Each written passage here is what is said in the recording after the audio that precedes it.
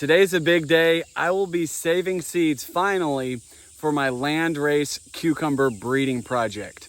So what I did at the beginning of this season is I planted many different varieties of cucumbers all together so that they would intercross, interbreed, and mix up their genetics. And now I'm saving those seeds that have all that combined diverse genetics into what's called a Grex. So the seeds that I save this season will be that genetically diverse seed stock that is a perfect foundation to start a landrace breeding project. So all landrace gardening means is you start with that genetic diversity and then you intercross many different varieties and save seeds from the plants that do the best, so that generation after generation, your plants are better and better adapted to your environment. This way we can solve all of our gardening problems, not by manipulating the environment to better suit the plants, but by actually changing the plants so that we don't even have to change our environment. The environment is typically good just as it is. We can use what we have by changing our plants to fit what's already available to us. It's currently late in August here in Lawrence, South Carolina. And I'm Travis, by the way, and this is the Unnamed Seed. So the garden is tired from all the heat, from the age of the plants. So we're no longer getting any of those young, immature green cucumbers. And that's good because we want to wait until the cucumbers swell up and get 2 or 3 times their original size and turn either white, yellow, orange. And then we know it's time to save the seeds from those cucumbers. So here's a great example. Once they get mature, also it's very easy to take them off the plant. You can just snap them right off. So this is a great example of a cucumber that we want to save for seed. I've got another one right here on the ground. So these will be great. I'm gonna go ahead and collect a few more and then I'll cut into them. All right, so now I've got my mature cucumbers gathered up. I'm about ready to slice into them. But first, before I do that, I want to draw your attention to the variation. Look at all the variation in the sizes, the colors, the shapes. And the reason for that, again, is because when I started my garden this year, I planted many different varieties of cucumbers. And that's what accounts for the variation. So I want to help you understand why that's important and how powerful that is moving into the future generation after generation. So first, let's start with the example of what gardeners typically do. They plant one variety of a given vegetable. So I really like the Market More 76 variety of cucumbers. It did really well for me. But let's say if I only planted that one variety and then I began to have some pest pressure. So a common pest is the cucumber beetle. So say they started to decimate my crops. Well, if I were to seed save in that situation, I might be tempted to save the seeds from the one plant that did a little bit better than the others. But what would happen if I saved those seeds and planted them next year?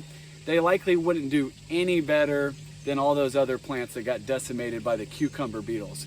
And the reason for that is because our modern varieties are very inbred. So they're very genetically similar plant to plant. They're essentially identical twins. So you can think of it that way. If you just produce another identical twin, it's going to be susceptible to all the same pests that its identical twin is susceptible to.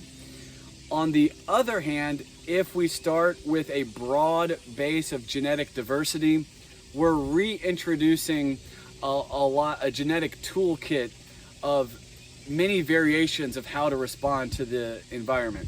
So when I plant these seeds next year, they will give me many different behaviors. So some might be susceptible to, say, cucumber beetles. If I didn't have any problems this year, but let's use that as an example. So some might be susceptible and other ones will be resistant to that pest. In this case, if we save the seeds from the plant that is resistant, it's resistant because it's genetically different. And when we plant those seeds next year, then very few of the plants will have problems with that pest. So that's the power, that's the reason why we're reintroducing all this diversity. And the power of that is by starting to save seeds generation after generation, we start to solve all of our pest pressure. We start to solve even problems with nutrition deficiency. And it's just incredible how we can alter our plants to fit their environment. So with that understanding underway, I'll go ahead and cut into one of these cucumbers. So what I like to do is cut only into the fleshy part of the cucumber if possible, cutting long ways. The reason for that is I'm trying to avoid slicing and damaging any of the seeds on the inside. So once I've cut along the outside, I just kind of twist, and then we expose the seeds. Then I'll just take a spoon and scoop out all of the seeds along with that gelatinous coating that's covering them. So I get all the guts and just scoop them right into a bowl. And it's just simple as that. Okay, now at this point, you might add just a little bit of water and then set that out in a warm place in the shade. So if you find a protected place outside, that would be a great place for it. Now it will start to rot basically and ferment. So it will produce a very foul smell.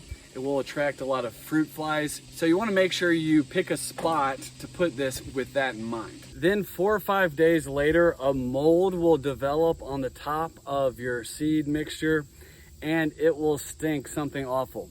At that point, you can get a colander and just pour your seed mixture into the colander. And this is best done outside. Get a hose and start to hose it off. And this is a real easy way to separate all those guts from the seeds. So at this point, I've got the seeds separated from the guts. And really that's the primary reason for that fermentation process, is so that that gelatinous coating that's around the seeds will easily fall off. And also I think as gardeners, it's good for us to emulate nature anytime we can. Because if you'll just watch those mature cucumbers, if you just totally leave them alone, they'll fall away from the vine and they'll start rotting. So that's the process we're emulating, because you never know what additional benefits occur from that fermentation process. But at this point, what I like to do is transfer these seeds into a container that will hold water. And that way we can separate some of the immature and hollow seeds from our better seeds that we want to save. So let me transfer that and I'll show you how that's done. So I've got my seeds in this clear container here so I can demonstrate what this looks like. I'll add a little bit of water. Now you'll notice that some of the seeds are floating on the top of the surface there. These are the hollow or immature seeds. They've got kind of a concave shape, and these seeds will not germinate. So we want to separate them from the better seeds that sink to the bottom. And we'll do this a couple of times, and then we'll be left with the most viable seeds. All right, so there's a couple more seeds that are floating on top. Pour them off. So now I'm left with only the very best seeds. So come on inside and I'll lay them out to dry.